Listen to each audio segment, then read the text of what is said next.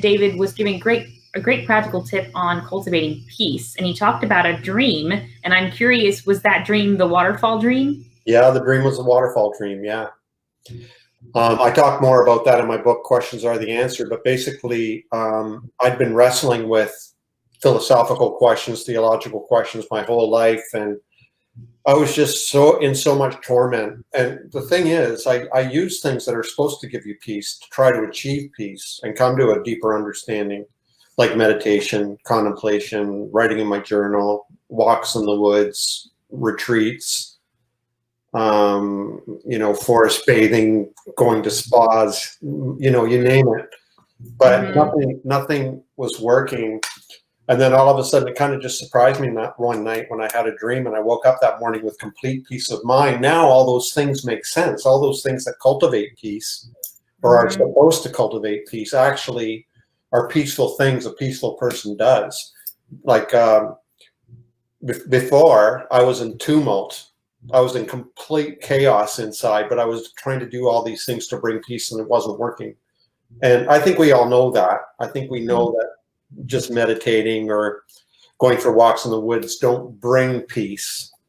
They can aid peace or augment your peace or whatever. But so the number one thing we need to work on somehow is that inner peace, and then the externals sort of fall in line. Yeah. I think that's such a good reminder, and I'll remind everyone, if you have questions for David, please put them in the comments. Yeah. This is a good reminder for all of us that it seems that the way that we are naturally wired, our temperament, our personality might play a role in how we do finally feel at peace. Would you agree with that? Mm-hmm. Yeah. So it's kind of like if we're creative types or whatever, and we're self-aware at all, and we read, and we take advice, or we have therapists or coaches or whatever. Everybody knows that cultivating peace is important. So I have a peaceful place in my home where that's my studio, where I do my painting or my drawing or whatever. I live in a really nice spot with a view of the river. We're surrounded by woods where we can go in the forest whenever we want. And, so there's things that we can do to cultivate that peace. And I think that's important as artists and creatives and people who are self-aware, that we need to sort of stay on top of it and keep filling up that reservoir of peace, so that we can have healthy creative bursts. Yeah. Especially during these uncertain times of sure. Yeah. For our next No, especially now, like our parks right now, I'm in Canada, our parks right now are closed. The spa is closed. The places you go for to work out, the gym is closed. So we're pretty much stuck in our house, and we can walk up and down our road, which is pretty enough. It's along a river, which is nice. So it's like what I was saying before we got cut off. It's like if you really need to come to a place of peace of mind. So otherwise, I know this from a fact. I know this from experience, that it doesn't matter how many peaceful things you do. If you're not peaceful inside, they won't make any difference. So I think it's really important to work on yourself and come to that place of peace. And then these peaceful exercises they make sense. Yeah. Wow. And what about patience? I know it's similar than peace, but what is a practical tip you could share with us as we are waiting to hear the next news from the Prime Minister or the President? What about patience? Yeah. So who am I mostly speaking with? Who is our audience? Are they creatives or people who are deconstructing or progressive or what? Definitely progressive. And a great question. Someone just asked, thank you. Did you ever hold back on publishing or posting something? Okay, we will get to that. Yes. Yeah. This is a new group for spiritually attuned go-getters. Oh, cool. So folks who believe it's not Christian to play small or hide your ambition. They love chasing goals. And I know the people watching this, a lot of them are bloggers or podcasters, so content creators. And cool. Yeah, definitely progressives. We welcome conservative believers. We welcome them. They're not coming easily. Right. Yeah. So let me ask you a question then. How are we impatient? How does impatience show up among this group? Let me ask you that. Yeah. I know you. Do you want? We'll get answers in the comments, and then no. You can answer. Like why is patience important to you, for example? Patience is important to me. Well, on day 27 of my own quarantine, it is becoming less. It's becoming less important. It was important at first, as my daughter started in kindergarten. So there was a first who thought, oh no, she's not in preschool. Will she be ready for kindergarten? And so when will her preschool reopen? And then this odd thing happened. And I learned that working, and everyone's situation is different. The majority of my work, that's a lie, 99% of my work is already online. And so the only difference is now I'm working at home with my daughter with me, and something great happened, and I'm finding that I'm really enjoying it. And so the only I'm impatient about right now is I'm in Kansas. My roots are in Texas, and we had a really weird year in 2020 that we lost 3 family members, passed away in 6 weeks. Oh wow! Yeah, and so I'm impatient to be able to go to Texas again and grieve together and hold people and take people out for enchiladas. So. That was a long-winded answer. Yeah. I'll tell you, when I started blogging NakedPastor something like 2005. So it's been 15 years, right? And just now I feel like NakedPastor is getting traction out there. NakedPastor is becoming more and more popular. Now, if somebody had told me back. I said a little bit, totally joking. It's hugely popular. Well, thank you. I don't know. I really don't know, because I'm not out there watching the analytics. Like, I'm not that kind of a person. But so if somebody told me in 2004, listen, if you want to go on your own and, be blogging and maybe cartooning and doing art and writing and all that, are you willing to give it 15 years? Wow. Before you start seeing any success? And that would have been a hard question for me to answer, because 15 years is a long time. But I'll tell you now, I know that's the #1 ingredient to my success and to the success of so many people I know right now and it's kind of a version of patience, but it's just perseverance. Just keep on doing it. Just keep on doing it. I mean, I don't know how many people I know. How many people do you know who start something and you think, oh man, that's really great, and they burn out in maybe a month, maybe a year at the most, and then they give up. And I'm like, whoa, give it 15 more years to see what happens. So that takes patience. Maybe it's stubbornness. Maybe it's refusal to face the facts and give up, because it's been a long, hard slog. It's been a long, hard haul. So patience is important, I think.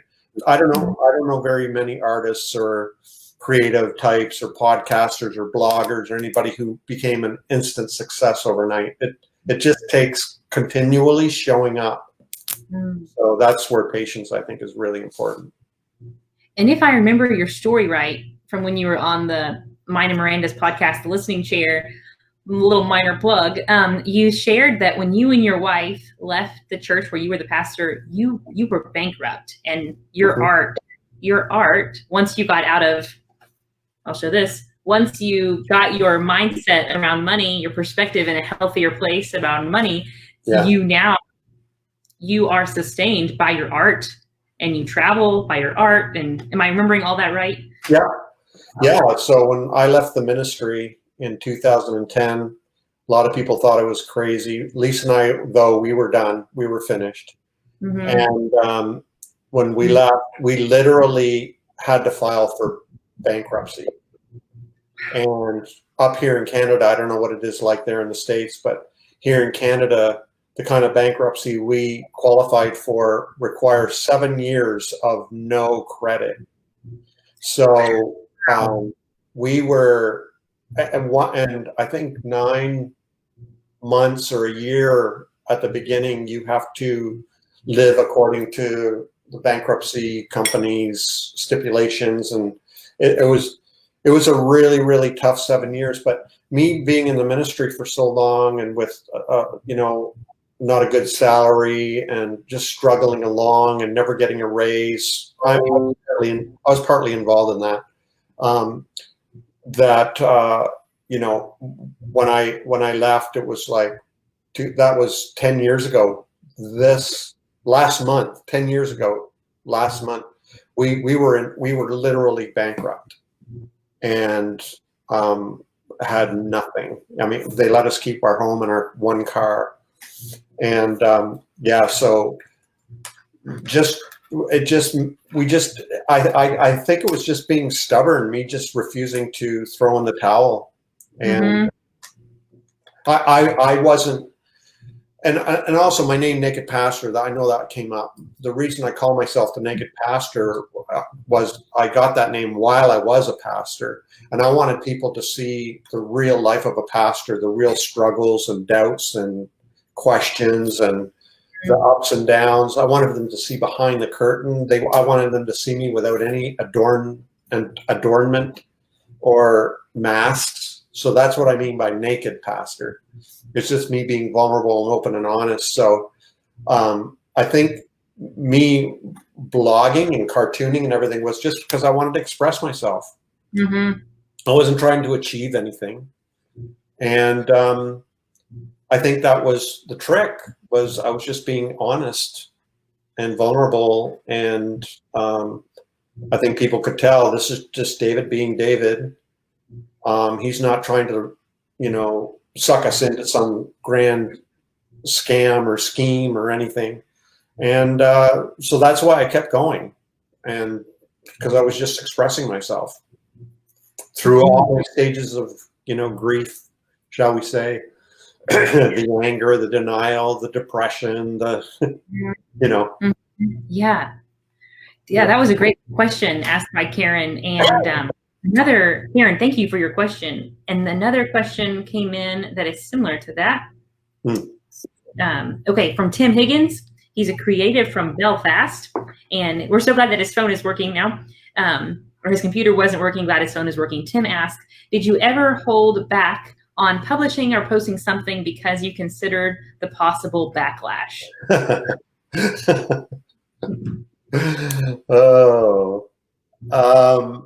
No, I never considered holding back, but I did hesitate when I was going to press post because I knew. But you know what?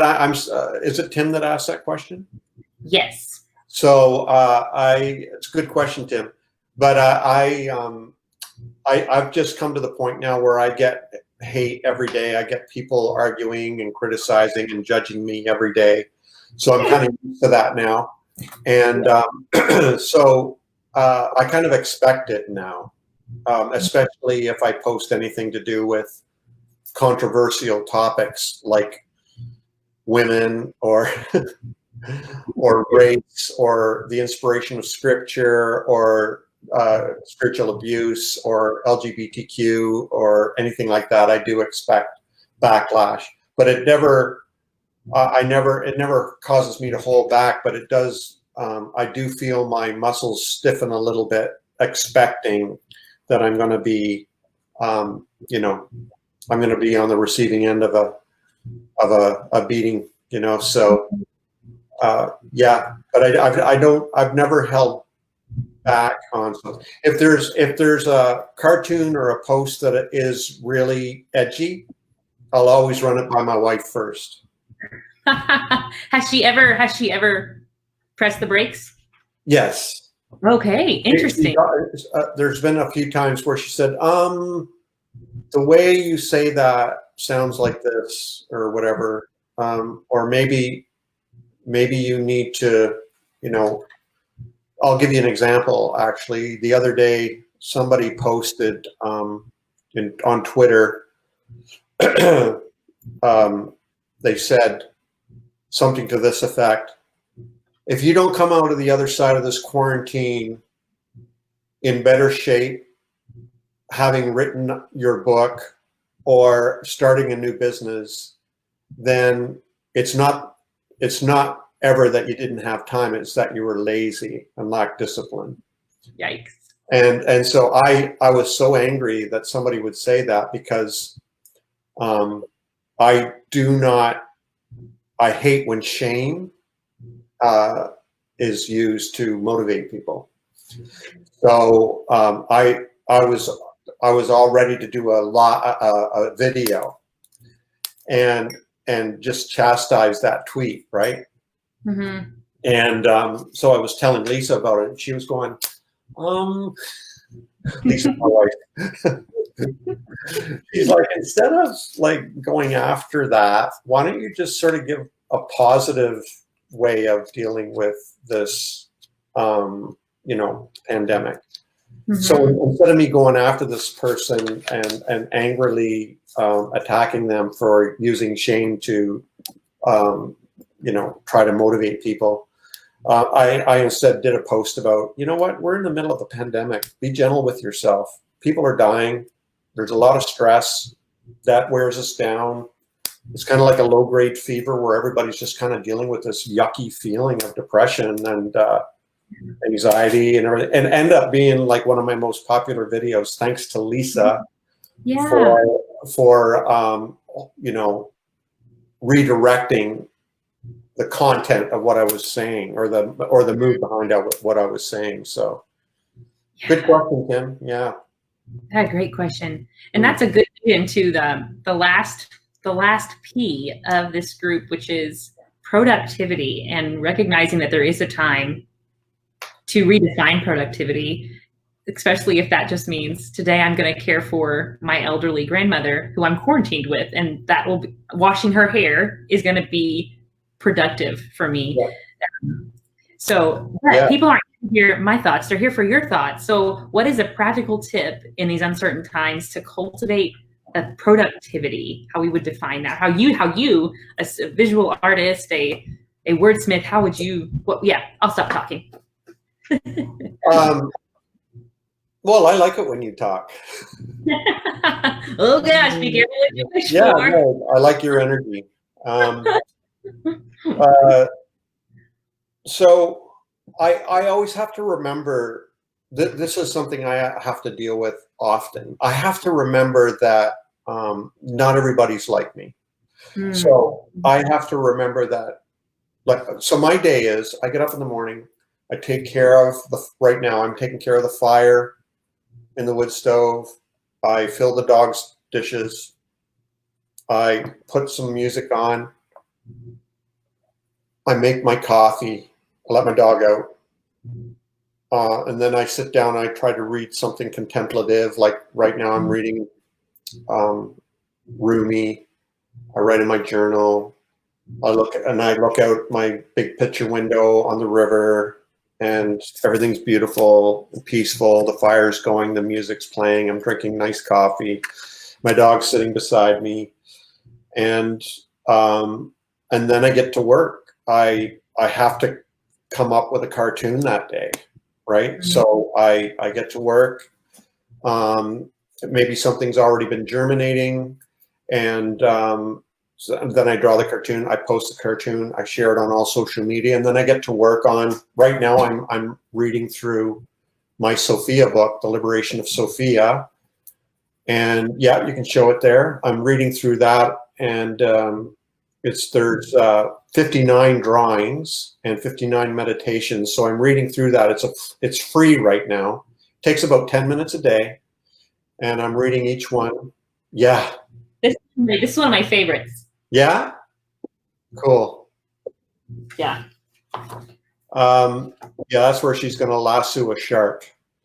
And so I have the Spanish version here. Look. Oh, so cool. Isn't that cool? Liberación de, so cool. Yeah. And so this course, there's a great discount going on this online course of yours. Discount. It's free. It's amazing. Free. So you can go to my haywardcourses.com and sign up for the Sophia course, and you can do them all at once if you want, or you can just do one a day for 10 minutes. So I'm doing it for free to help us get through this quarantine. That's and awesome. So it'll take a couple of months, but so I do that, and then I'm working on a couple of books. I get to work on that, and then maybe I'll do a watercolor painting. And then I'll, do maybe a podcast interview like I'm doing here, or something like that. So my day just now. So a lot of people are like, "Oh my God, you do so much! Like you're writing, you're painting, you're drawing, you're doing interviews, you're doing this." But for me, this is my new normal. This is just normal for me. It's not like I was born. It's not like I popped out of the womb and started, drawing every day and writing every day. It's been a long process of cultivating a lifestyle which is a genuine, authentic expression of who I am. So everything I'm doing right now is something I love to do. I love drawing. I love making people laugh, or making them angry, or making them think. And I love creating beautiful things. I love writing. I love talking on interviews and all that. So it's cultivated, right? So right now I'm actually coaching a couple of people who want a similar lifestyle, where they're creating and selling their art, and not feeling guilty about asking people for money for their art and all this kind of thing. Yeah, that's another book I wrote, Money is Spiritual. And it's just, I want them to learn new habits of getting up in the morning and sitting down with paper and pencil. And like most artists or writers, you're staring at a blank page for who knows how long, until something pops into your head. And then you activate, right? And so that's normal, but it always happens. So yeah, that's my answer. Wow. Yeah. So there seems, if I'm hearing you right, there's a great emphasis on this route, not only a routine, but I like the word rhythm as well. This daily rhythm that you, regardless of how your fickle feelings might feel, you respect this rhythm that you're committed to. Am I hearing you right? Yeah, there's a rhythm, and so the rhythm also has to coordinate with, like my wife Lisa is a nurse, and God help her during this season, because I'm very nervous about her safety right now, because she's on the front lines. But so she works 4 shifts, 12-hour shifts, 2 days, 2 nights, and then she's off for a few days. So we always try to enjoy those days off together. And so my rhythm and her rhythm kind of go hand in hand. We're kind of doing that dance where when she works, I work really hard, and when she's not working, I don't work as hard. And then there are days too when, we've always taught our children, feel the feels. So if there's some days I'm just not feeling it, and I'm just like, oh my God, I'm just really, really tired, and I don't feel super creative right now, I'm just going to post an older cartoon. And so I'll go through my pictures and, my iPhoto album, and pick an older cartoon that was popular or funny or whatever, and post that, give myself a little bit of a break. But yeah, and if Lisa feels like going for a walk or, you know, doing something different, then I have that freedom. Yeah. How often does that happen, that day where you feel the feels? Is that a once a month thing, a once a week, a once a quarter that you post an old cartoon that you don't? It could be once a week, but we've taught our kids, feel the feels. We encouraged our children, as we encourage one another, to feel your feelings. Now, for a lot of people, this is very difficult. Yeah. To even identify what you're feeling. But we encourage our kids, you know, to be emotionally intelligent and to feel your feelings. If you're feeling depressed and sad, embrace that and ride with it. And because I think the best way to get through to the other side is to let it flow through you rather than resisting it or denying it or ignoring it. So feel the feel. So there's some days I get up where, maybe, excuse me if I offend anybody, but if Trump does something really evil, I'm angry and I can't focus, then I'll just allow myself to feel that feel and, you know, come up with a different cartoon or something. But maybe there's some days when I do want to express my anger through a cartoon, or my joy or my silliness or whatever in a cartoon. And so if my feelings can be expressed through a cartoon, I'll do that. But if it might be inappropriate, I won't. Yeah. I noticed recently on Instagram, a fan of yours, submitted an idea for a cartoon that was a gentleman in front of the TV screen and Jesus was on the couch. I don't want to butcher the idea. It was giving up for Lent. You worded it so well. It was a ginormous concept that you worded in one dialogue bubble. Yeah, that's you know what? That's a really cool thing I love about my cartoons. In one frame, people say a picture is worth 1,000 words. So I try to do that. I try to communicate a big idea in one frame. And so somebody commissioned me this idea. So I do commission work. You can go to my website and find that. But she said, could you please draw the cartoon along this line? And so I thought for a few days, and then I drew this up and sent it to her. And she said, it's perfect. So she let me share it. So basically the guy's on a couch with a can of beer, looking at the TV, and Jesus is there. And and on the screen it says news. And it's like white supremacy, racism, hate, you know, violence, blah, blah, blah.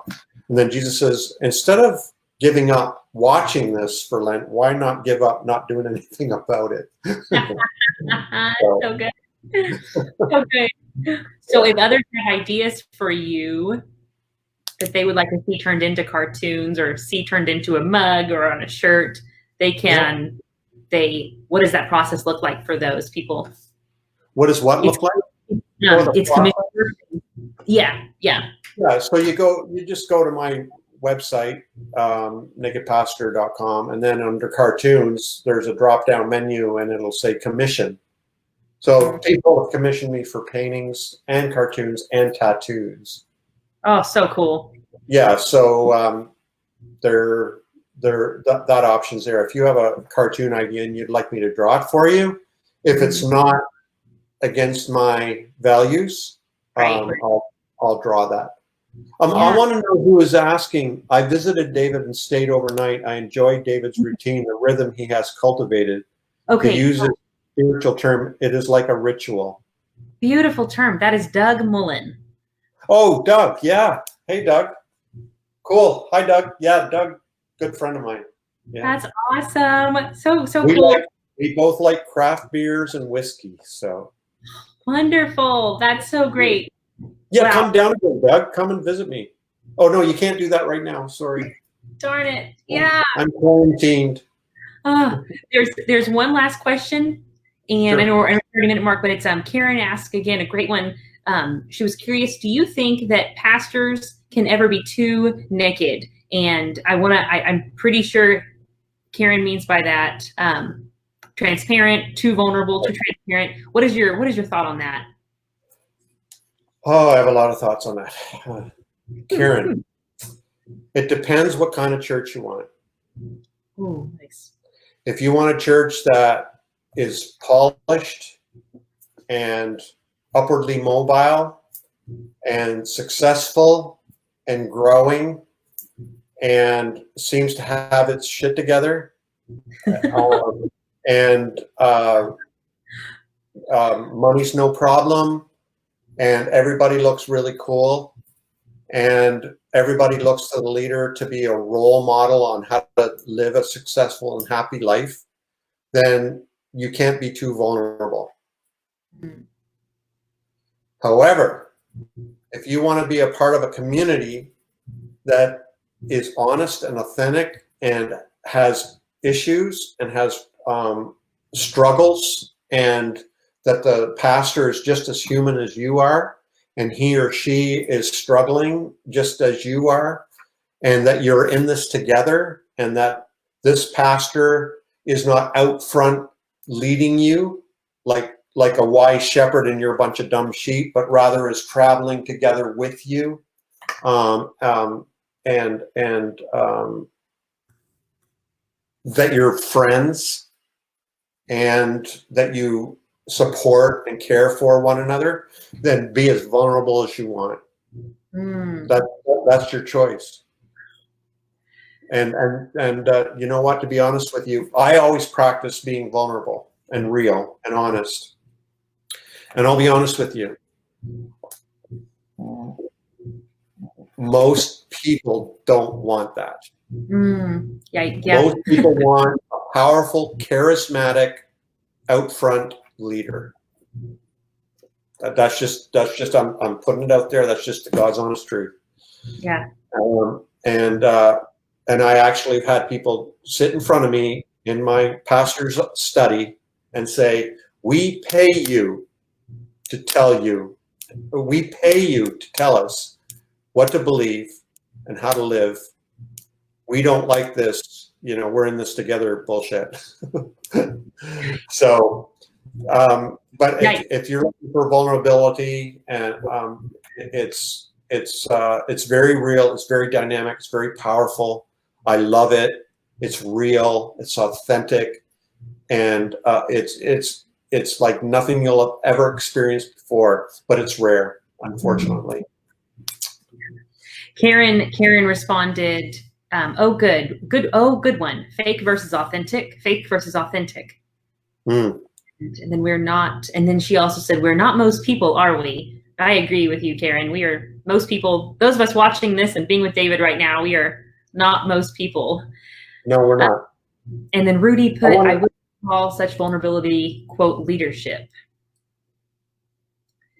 Yeah. Doug, you saying you're enjoying an NB whiskey. Which is that? NB whiskey. New Brunswick whiskey. I want to know what that is. I don't know about this New Brunswick whiskey. Okay. Yeah. Sorry. No, I'm intrigued too. There's one question came in from Rudy, and it says, "Hey David, do you ever struggle with perfectionism in your work? And if you do, how do you tackle it so it's, quote, good enough without sacrificing excellence?" Yeah. So I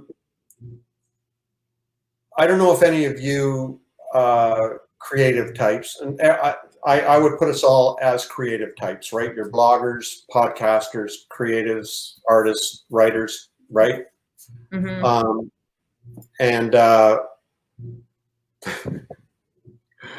Okay, that must be Tim saying Bushmills better whiskey. Is that right? Is that a Belfast thing? Is that a UK drink? It's an Irish whiskey, yeah. Irish. Oh, okay. I do like Bushmills, but I knew it had to be Tim saying that. Where was I? Okay, perfectionism. How do you? Yeah, perfectionism. Yeah. Yeah. But I put myself on an agenda of producing a new cartoon every day. So it's amazing to me how very many days I come up with a brand new cartoon, but I can't get all caught up in the cartoon being a super polished work of art, right? So I'm trying to create something. I'm trying to communicate something, and so I try with. I'm a minimalist, so I try with as few lines as possible to communicate what I'm trying to communicate. If I can get by without color, just black and white, simple lines, and no shading or whatever. If I can communicate with just that, I'll do it. Like today's cartoon was Jesus talking to a man who has a medical mask on, and Jesus says, "Depart from me, for I never knew you." And then in the next frame, the guy takes off his mask, and Jesus goes, "Oh, Joe, it's you." and so it's just no color. I didn't think it doesn't need color. It doesn't need shading. And it just communicates in a very punchy kind of way what I want to do. So, but when it comes to things that take time, like my books and so on, I have several books on Amazon right now. I send them all. I know an editor. I send them all to her. She edits my books. I want to make sure that I'm communicating very, very clearly and very excellently and without any errors. Because I know for me, if I'm reading a book and there's a misspelled word, I can't get over it.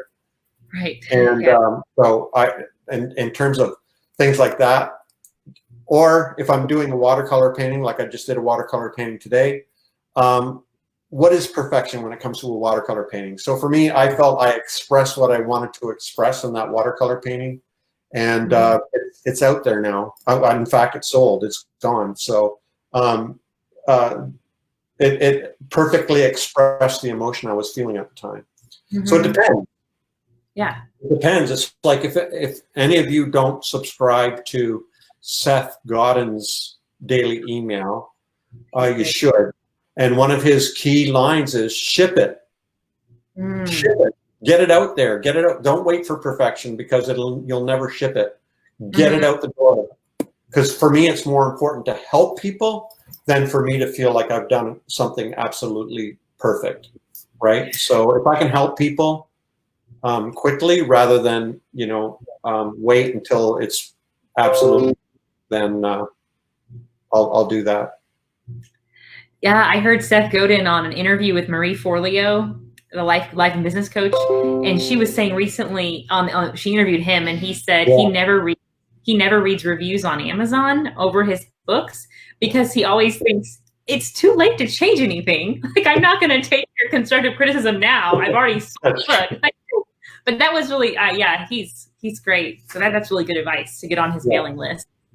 And Rudy says, Karen says, beauty is in the imperfections. And Rudy says, perfectionism is the enemy of good. Yeah. So perfectionism is a funny thing because I am a perfectionist. It really, really bugs me if I've drawn a cartoon and I realize the next day I could have made it better.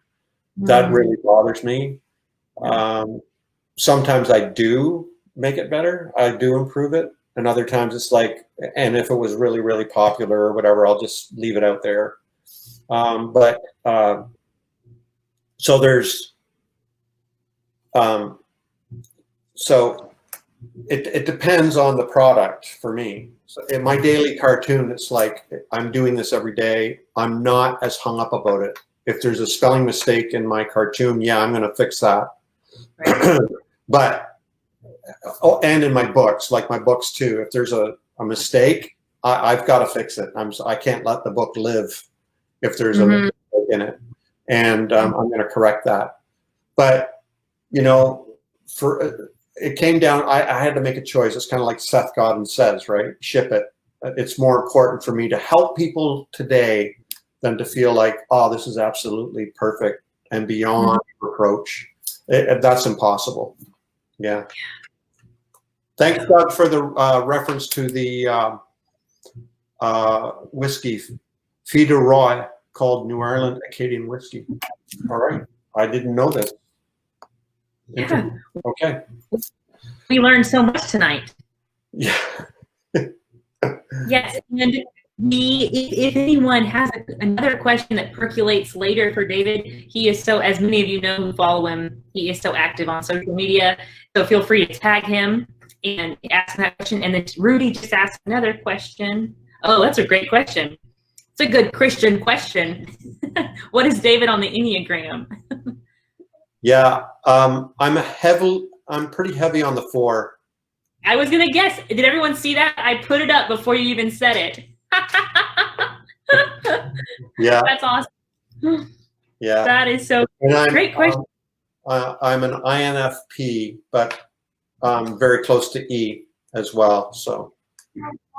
Oh, yeah, a big ambivert. Oh my God, this sucks, dude. Yeah, can you say hi to my friend David? Hi. Henley. Yeah. Oh, your hair smells so good. It smells good on bath night. Okay, well, thank you everybody, and thank you David for your time and wisdom. Oh, and Tim Higgins says INFP exclamation point, me exclamation point. Awesome. Hey Tim, if we can ever get together and drink some Irish whiskey together, that would be awesome. Yeah.